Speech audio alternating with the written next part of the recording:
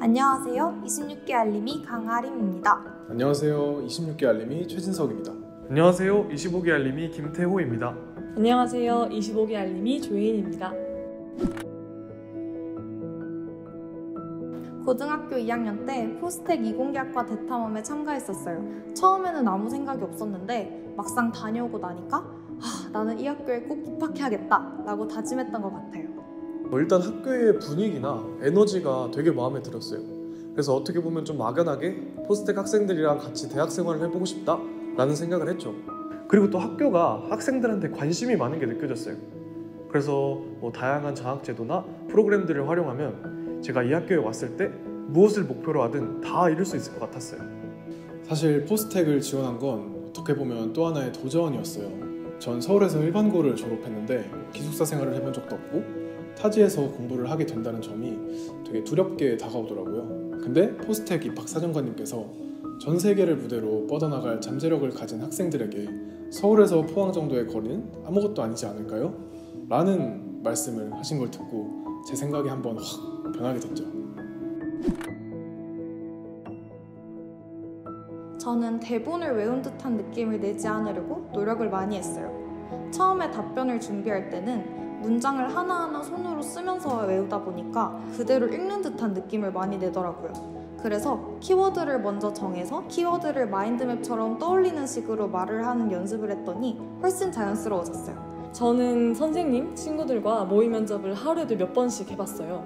저 같은 경우는 말을 할 때 끝맺음을 잘 맺지 못하거나 혹은 많이 버벅거리곤 했거든요. 떠오르는 말을 유창하게 전달하는 것도 생각보다 많은 연습이 필요했어요. 그래서 저는 모의 면접을 하면서 제가 말하는 방식과 태도, 자신감의 유무, 목소리 크기 등등을 체크하고 모니터링하면서 저의 부족한 부분들을 조금씩 보완해 나갔습니다. 면접 질문을 예상하기는 너무 어렵잖아요. 그래서 저는 질문이 들어왔을 때 제가 답변하고 싶은 대로 방향성을 트는 방법에 대해서 많이 고민을 했어요. 예를 들면 제 고교 생활의 키워드가 발표였는데 이제 실제로 포스텍 면접 때 수학, 과학을 공부하면서 느낀 점이 있다면? 이라는 질문을 받았을 때 나만 알고 있는 지식은 아무런 의미가 없다 라는 말로 시작을 해서 발표로 연결을 지었죠. 이처럼 질문의 방향성을 완전히 치지는 않으면서 제가 답변하고 싶은 대로 이야기했던 것 같아요. 어떤 방식으로 자기 주도적 학습을 했는지 여쭤보셨어요. 3년간 반장, 부반장 활동을 하면서 어려운 점이 있었는가? 라는 질문을 받았어요. 저는 제 진로를 이루기 위해서 왜 꼭 포스텍에 가야 하는지, 포스텍에 들어와서 어떤 공부를 하고 싶은지 설명해봐라 하는 질문을 받았었어요.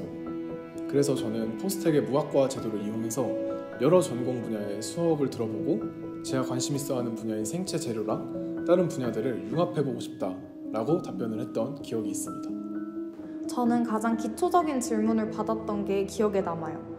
과학과 공학의 차이란 무엇인가? 라는 질문을 받았었는데 아마 제 희망 진로가 융합생명공학자여서 그랬던 것 같고 그 후에는 이러한 진로를 희망하게 된 이유가 무엇인가? 라는 질문을 받았었어요. 앞선 질문과 연결을 해서 과학보다 공학에 더 관심이 있지만 공학을 하기 위해서는 과학에 더 기초를 둬야 한다. 그렇기 때문에 저는 포스텍 생명과학과에서 생명과학에 대한 기초를 쌓고 대학원 융합생명공학부에서 이 공학적 연구를 발전시키겠다라고 답변을 드렸었습니다. 내가 너무 떨어가지고 이거 떨어지겠구나, 진짜 붙여주시면 감사히 다니겠습니다, 막 이런 마음가짐이었던 것 같아요. 저는 진짜 나오자마자 와, 포스텍 정말 쉽지 않구나 라는 생각을 했고 엄마한테 엄마 나 진짜 망한 것 같다, 나 포스텍 오면은 용돈 10배로 올려달라, 그 정도로 힘들 것 같다 라는 말을 할 정도로 좀 쉽지 않다 생각했었습니다. 합격할 거라고 생각했다기보다 이렇게 했는데도 떨어지면 인정해야겠다 라고 생각을 했죠. 그리고 최선을 다했기 때문에 내가 뽑힐 사람이면 뽑히지 않을까? 라고 생각했던 것 같아요. 일단 제일 높은 목표로 설정한 학교였던 데다가 제가 진짜 너무 가고 싶었기 때문에 일단 기쁜 마음이 제일 컸어요. 그리고 동시에 입시가 끝났다는 안도감도 있었고요. 그리고 저도 몰랐는데 고등학교 시절 내내 조금 두통이 있었더라고요. 포스텍 딱 합격 발표가 난 날 정말 푹 잤어요. 그리고 아침에 일어나 보니까 너무 개운해서 그제서야 내가 두통이 있었구나 라는 걸 깨달았죠. 발표가 나고 나서 인터넷에 들어가려고 하는데 그때 엄마가 먼저 저한테 혜인아 합격했다 라고 문자를 보내주셨어요. 그 문자를 보자마자 진짜 눈에 눈물이 고이는데 그때 엄마한테 전화해서 엄마 진짜냐고, 나 붙은 거 맞냐고, 그때 엄마랑 저랑 둘이서 엄청 울었던 기억이 나네요. 그때 진짜 영화 같았어요. 친구들이랑 같이 핸드폰으로 합격을 봤었는데 합격하셨습니다가 딱 뜨자마자 제가 그 자리에서 퐁퐁 울어버렸거든요.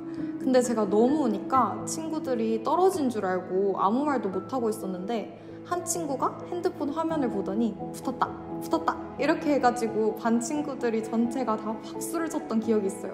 그때 진짜 드디어 해냈다? 이런 기분이 들더라고요. 그 합격 사이트에서 최종 합격하셨습니다.